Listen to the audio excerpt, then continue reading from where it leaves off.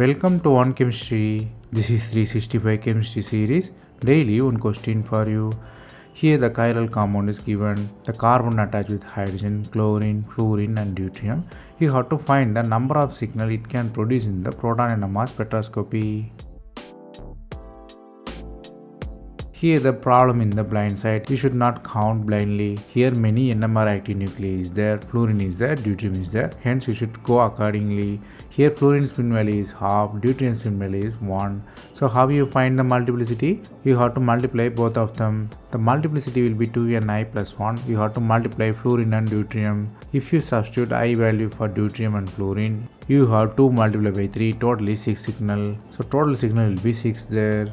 So the compound produces 6 signal. Here the concept you have to learn here is always imagine the electroactive nuclei and calculate the spin value for the number of signals. That's all from this video. Thanks for watching.